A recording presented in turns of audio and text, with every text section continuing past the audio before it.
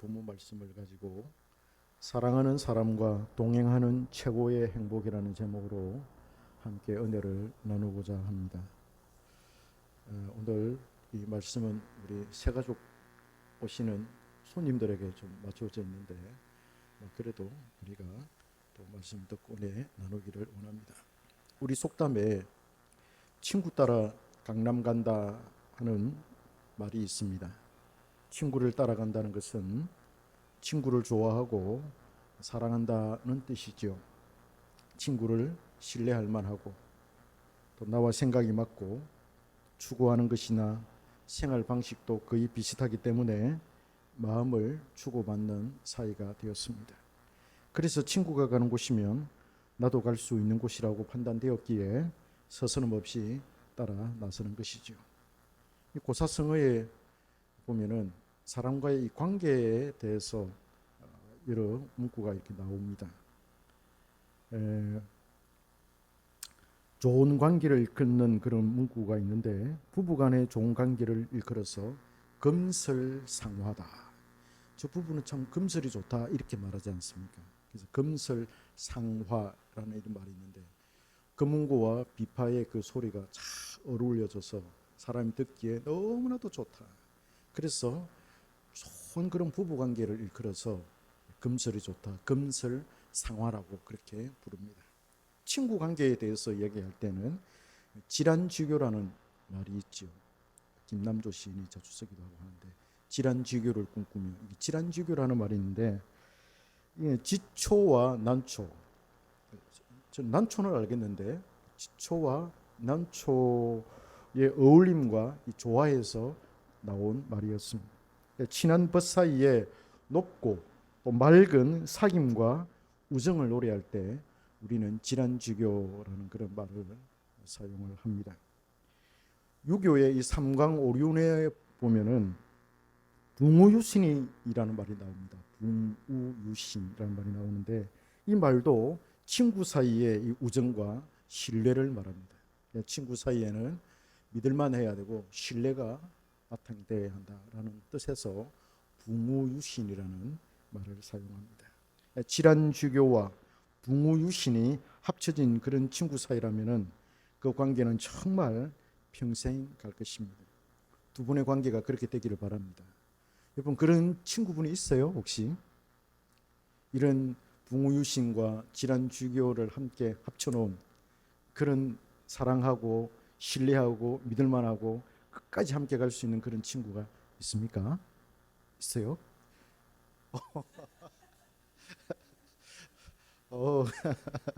탁월합니다. 여러분 여행할 때 가장 중요한 것이 무엇이라고 생각합니까? 여행할 때 여행 경비나 또 여행할 지역이나 장소가 중요할 수가 있습니다만은 그보다도 가장 중요한 것은 그 여행에 누구와 함께 하느냐, 누구와 함께 가느냐 하는 것이 저는 가장 중요하다고 생각합니다. 사랑하는 사람, 좋아하는 사람, 뜻이 맞는 사람, 신뢰할 만한 그런 사람과 함께 가는 것은 정말 그 여행은 행복한 여행이 될 것입니다. 이런 친구를 만날 수 있다는 것은 크나큰 축복이다. 우리 홍 집사님이 그런 친구가 많다고 그러는데 정말 축복을 받는 분이다 이런 생각이 듭니다. 사랑하는 성도 여러분, 여러분의 애정하는 친구와 어디까지 함께 갈 수 있다고 생각하십니까?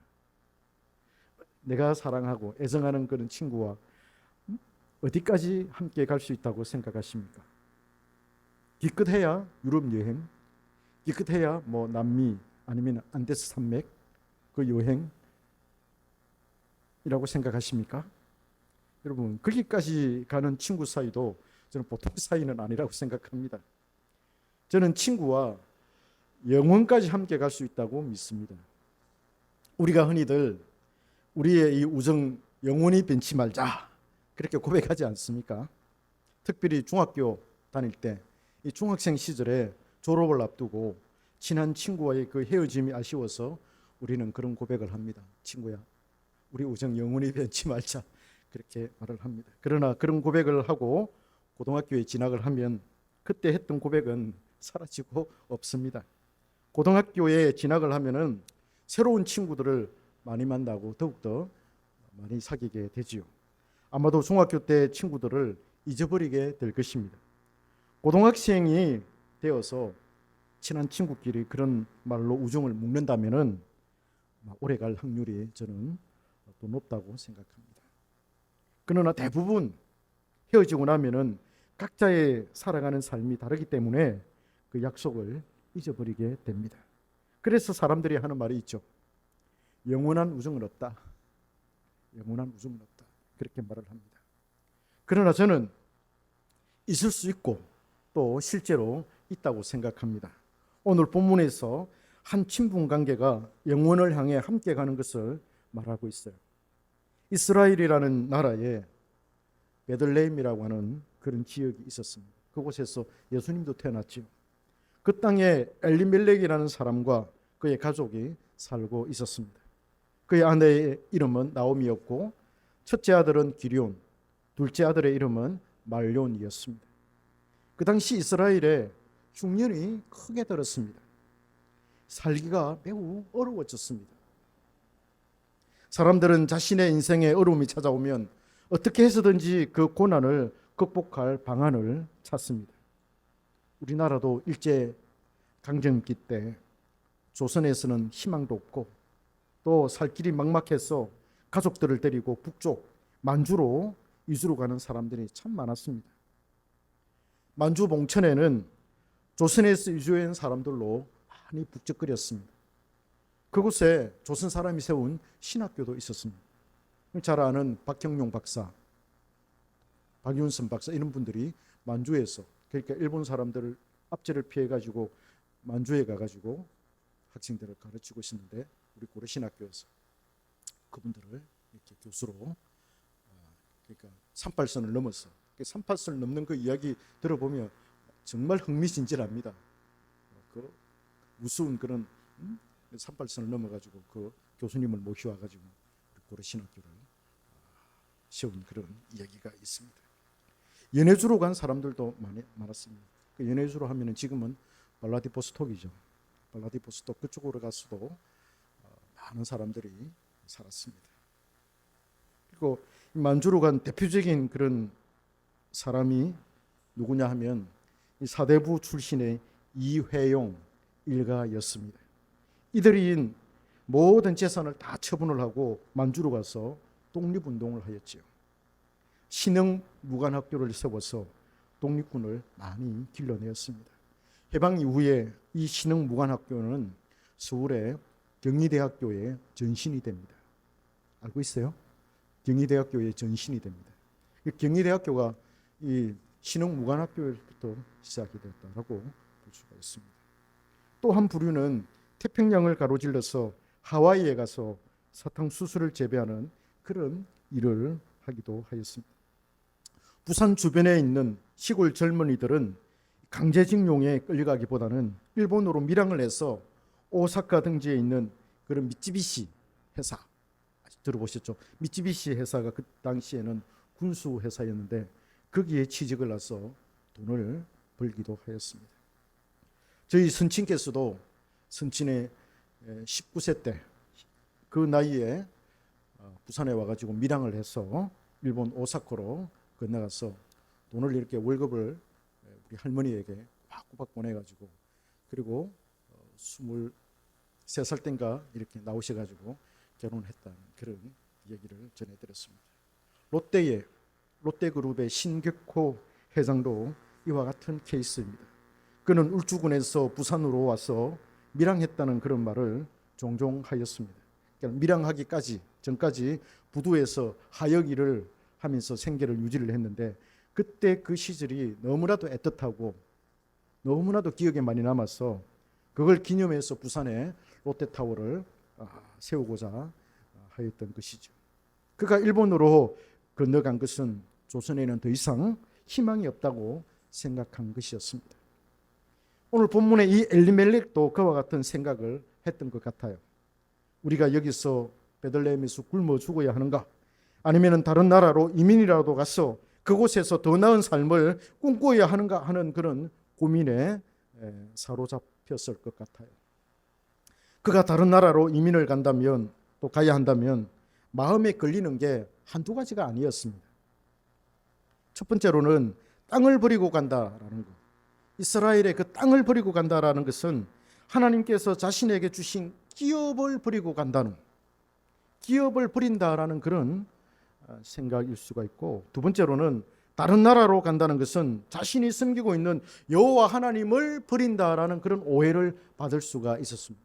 세 번째로는 모압으로 갔는데, 모압으로 갔을 경우에 모압의 신을 직접적으로 간접적으로 섬길 가능성이 있었습니다. 그래서 우상 숭배에 가담하는 것과 그 집안의 종교 생활이 혼합 종교가 될 가능성이 농후했습니다. 그래서 엘리멜렉은 아마 모압으로 이주하기 이전에 이런 생각들로 고민이 참 많았을 거다, 이런 생각이 듭니다. 엘리멜렉은 꿈도 있었고 야망도 있는 사람으로 보입니다. 고향을 떠나고 기업을 떠난다는 것은 보통 사람으로서는 어려운 그런 결정입니다. 한국을 버리고 미국으로 이민을 간다, 아니면 독일로 이민을 간다, 남미로 이민을 간다 라고 할 때 보통 사람이 결정할 수 있는 일이 아닙니다. 그렇지 않아요? 뭔가 크게 이루고 싶은 일이 있거나, 아니면 고향에서의 좋지 않은 그런 기업과 상황 때문이었을 수도 있었겠지만은, 여하튼 매우 어려운 그런 결정을 하고서 모압이라는 그런 나라를 향해 이 가족은 떠났습니다. 모압에 가서 살면 더 잘 되고 더 잘 살 수 있을 것이라 확신하였던 것이죠. 그래서 떠났습니다. 그러나 거기에 가면 더욱 잘 살 줄 알았는데 오히려 더 큰 혼란만 초래하고 말았습니다. 남편이자 가장인 엘리멜렉이 죽었어요. 성경은 그가 왜 어떻게 죽었는지 기록하고 있지 않습니다. 가장이 죽었다는 것은 그 가정을 지탱하고 있던 세 개의 그 기둥 중에 가장 큰 기둥이 쓰러졌다는 것이었습니다. 그 가정에는 예전에 베들레헴의 흉년이 들어서 어려웠던 것보다도 더욱더 큰 환란의 바람이 불고 있었습니다. 여러분, 엎친 데 덮친다는 말이 있지 않습니까? 엎친 데 덮친다는 그런 말. 그 다음에 설상가상이라는 말 들어보셨죠? 눈 위에 서리가 또, 눈이 와서도 힘든데 그 위에 또 서리까지 겹치니까 너무 힘들다. 그래서 안 좋은 일이 연속적으로 일어날 때 우리는 이런 말을 사용을 합니다.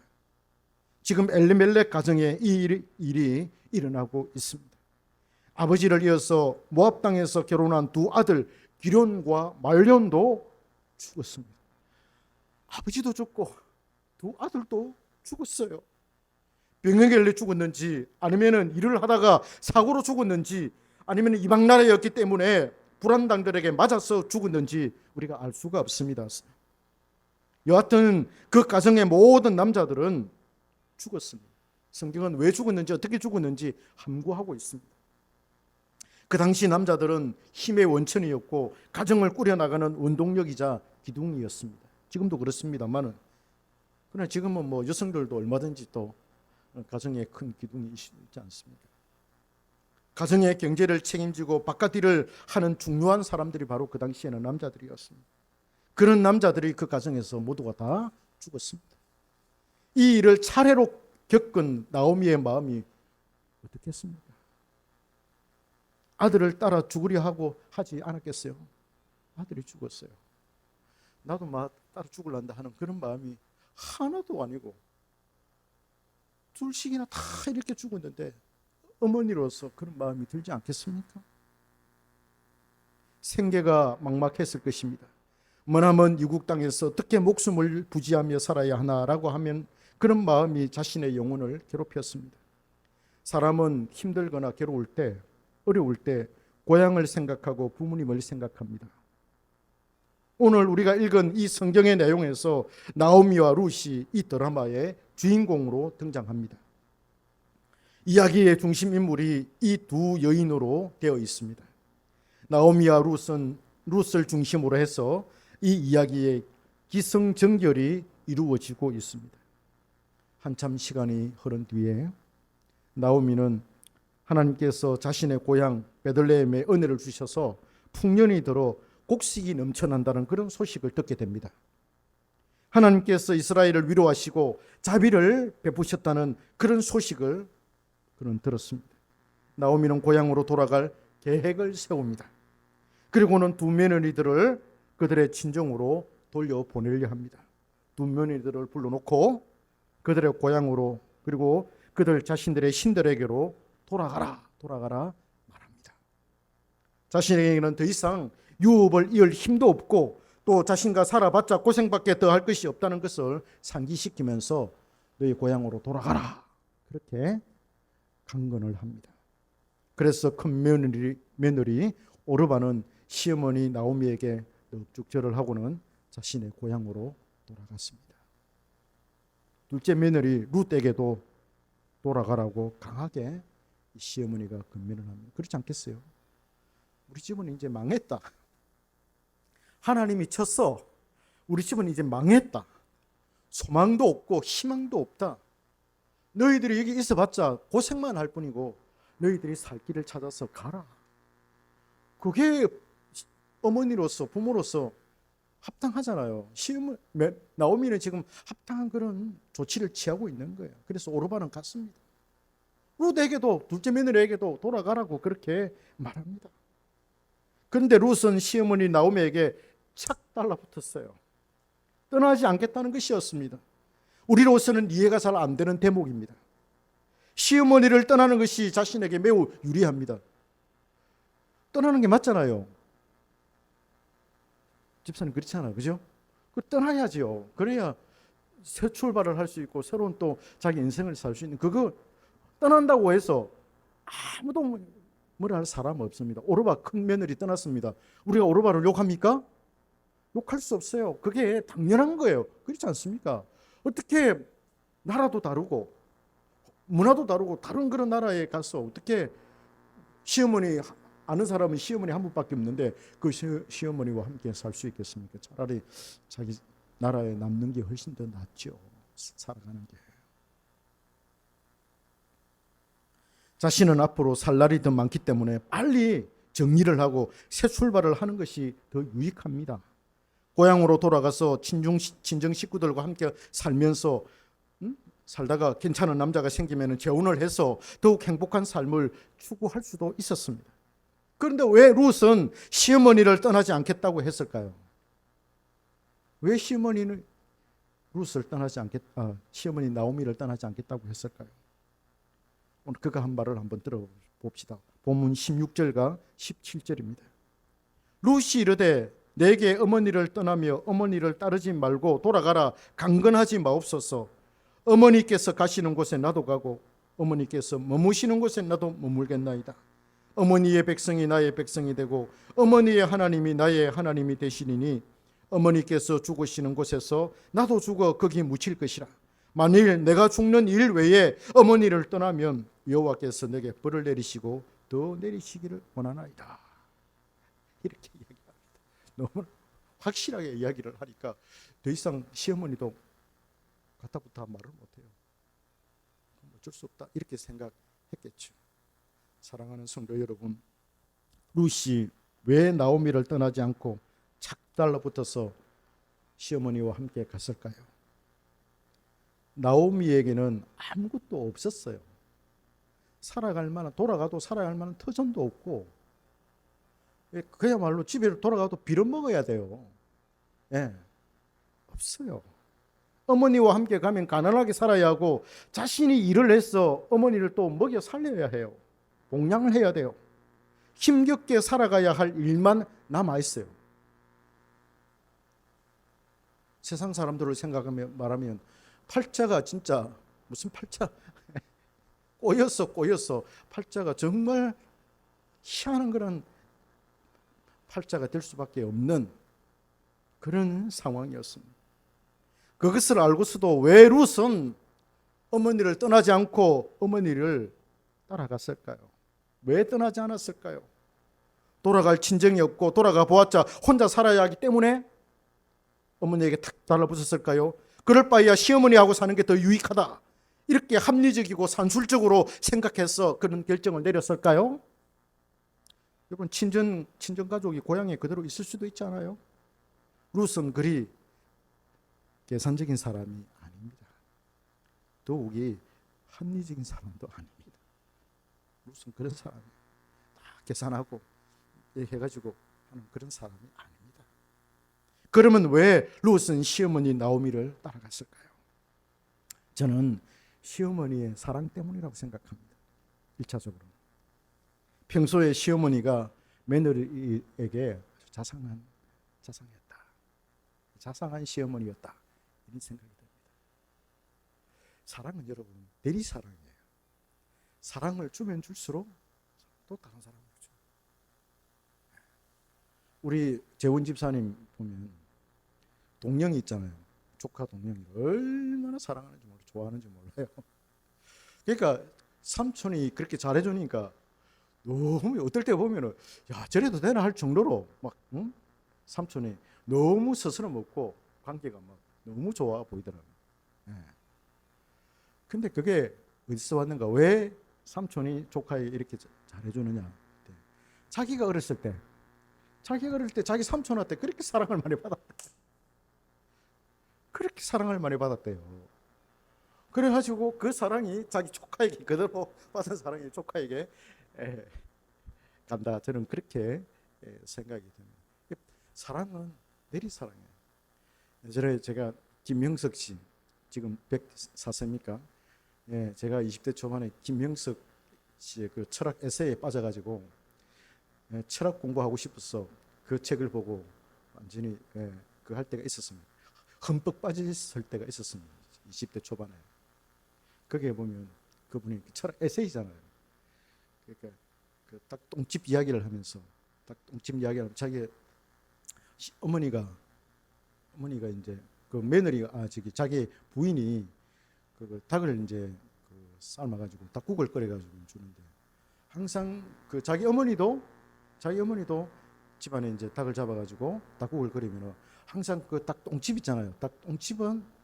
닭똥집을 먹으면 닭 한 마리를 먹은 거다. 이런 그게 있었는가 봐. 그래서 그 닭똥집을 항상 자기 아들에게 김형석 씨에게 항상 그게 국에다 국 끓여서 넣어준대요.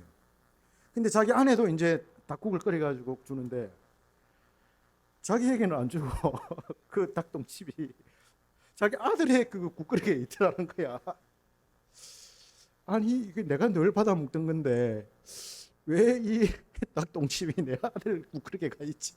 그러면서 생각을 합니다. 이 사랑이라는 게 내리사랑이구나. 이렇게 내리사랑이요.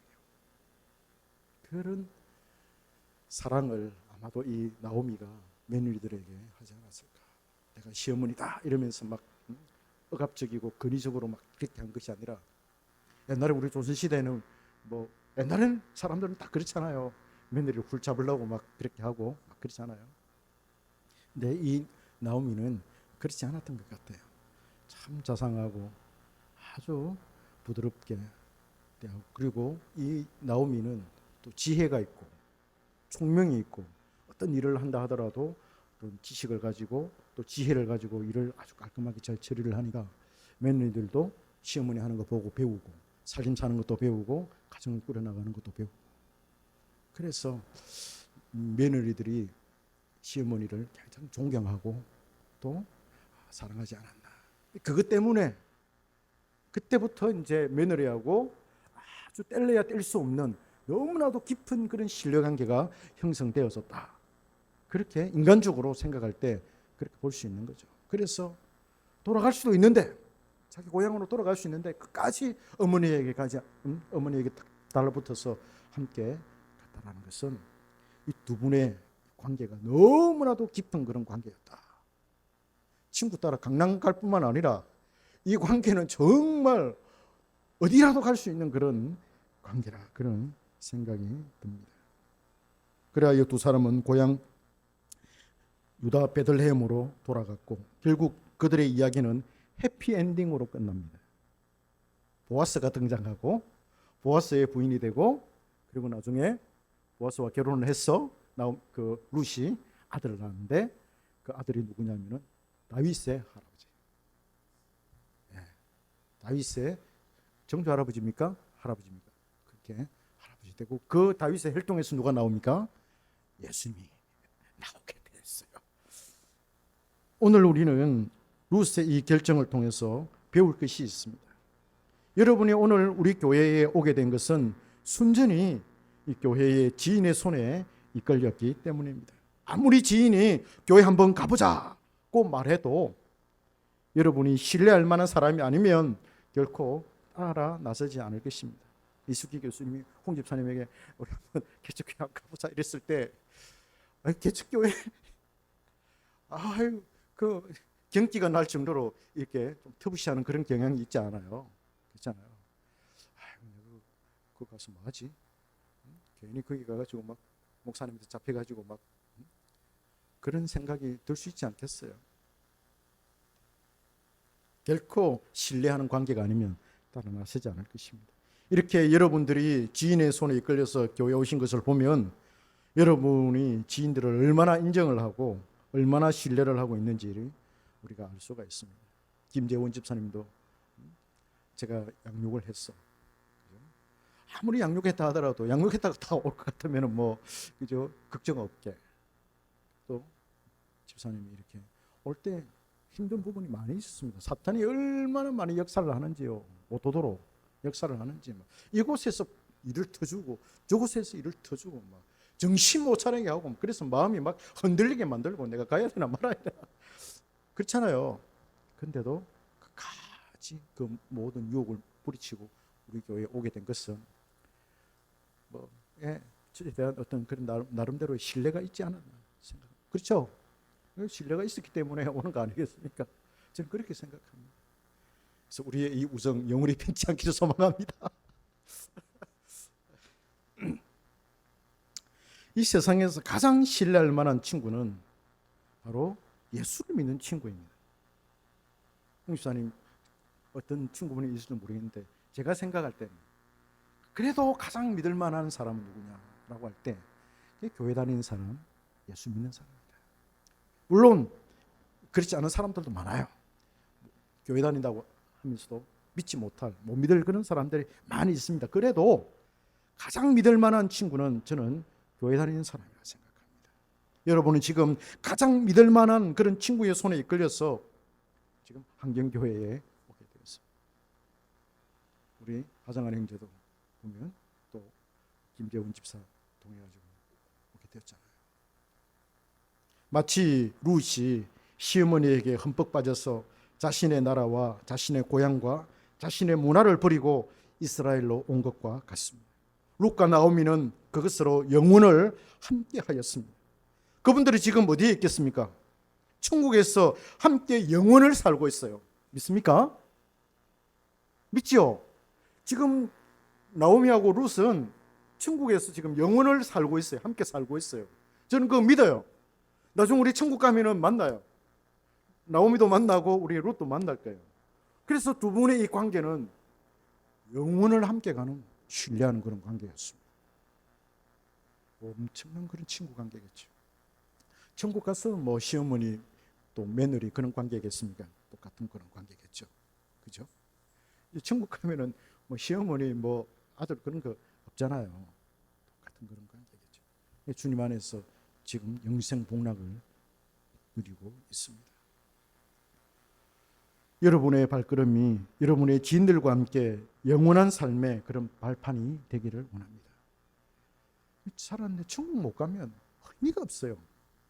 내가 뭐 90까지 살고 100살까지 살고 뭐 김명석 철학자처럼 뭐 104살까지 살았는데 그분이 만약에 천국 못 간다면은 아무런 의미가 없어요. 그렇잖아요. 내가 이곳에서 무슨 뭐 대통령을 하고 내가 이곳에서 무슨 뭐 엄청난 화려하게 뭐 살아본들 천국에 못 가면 그 삶은 무의미한 삶이에요. 그렇잖아요. 유의미한 삶이 아니고 무의미한 삶이에요.